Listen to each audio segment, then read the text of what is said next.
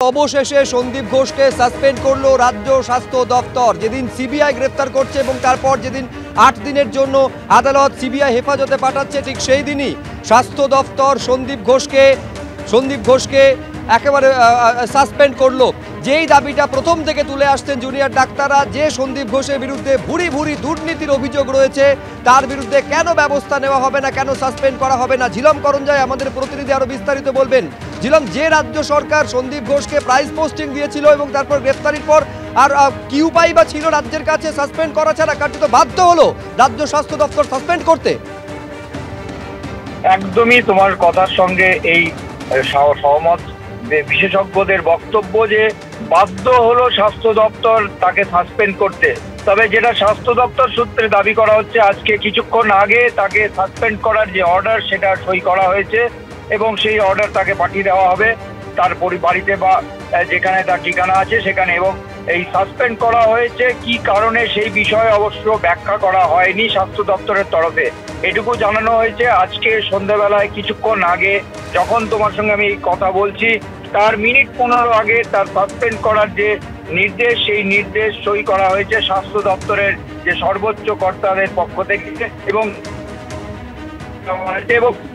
এর পাশাপাশি তোমাকে জানিয়ে রাখবো যে এই বিশেষজ্ঞদের বক্তব্য যে স্বাস্থ্য দপ্তর কার্যত বাধ্য হলো তাকে সাসপেন্ড করতে। কারণ তুমি বলছিলে যে একদিকে সিবিআই গ্রেপ্তার করেছে, আজকে কোর্টে তাকে সিবিআই হেফাজতে নেওয়ার জন্য যে তারা বিচারপতি যে তাকে দিয়েছে অনুমতি বিচারক থেকে, সেই বিষয়টা থেকে এই পরিস্থিতিতে রাজ্য সরকারকে বাধ্য হতে হয়েছে এবং স্বাস্থ্য দপ্তর সেই মতো আজকে কিছুক্ষণ আগে তার সাসপেনশন অর্ডার সই করা হয়েছে এবং সেটার বিধিসম্মতভাবে তার ঠিকানায় পাঠানো হবে। এবং এটাও জানানো হয়েছে যে কিছুক্ষণ পরেই সেই অর্ডারটা ওয়েবসাইটেও আপলোড করা হবে।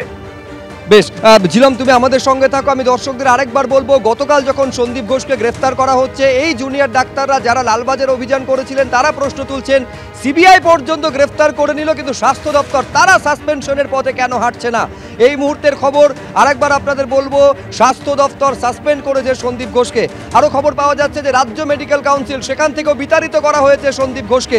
সন্দীপ সরকার আমাদের প্রতিনিধি বলবেন বিস্তারিত। সন্দীপ, দেখো, স্বাস্থ্য দপ্তর রাজ্য মেডিকেল কাউন্সিলের পেনাল অ্যান্ড এথিক্স কমিটি, অর্থাৎ পেনাল এথিক্স কমিটি, যে কমিটি রাজ্য মেডিকেল কাউন্সিলে যখন কোনো চিকিৎসকের বিরুদ্ধে চিকিৎসায় গাফিলতির অভিযোগ আনেন সাধারণ মানুষ, সেই অভিযোগের তদন্ত করে সেই অভিযোগ খতিয়ে দেখে সংশ্লিষ্ট চিকিৎসকের বিরুদ্ধে শাস্তিমূলক পদক্ষেপ নেয় যে কমিটি, সেই কমিটি অত্যন্ত গুরুত্বপূর্ণ একটি পদে ছিলেন সন্দীপ ঘোষ।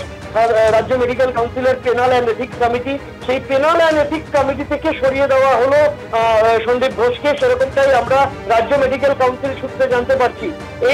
এই সিদ্ধান্ত নেওয়া হয়েছে দীর্ঘ বাদবিতণ্ডাপূর্ণ এক বৈঠকে, এবং সেই বৈঠকে মেডিকেল কাউন্সিলের বেশ কয়েকজন সদস্য তারা এখনো কিছুটা নমনীয় মনোভাব নিয়েছিলেন বলে আমরা সূত্র মারফত জানতে পারছি।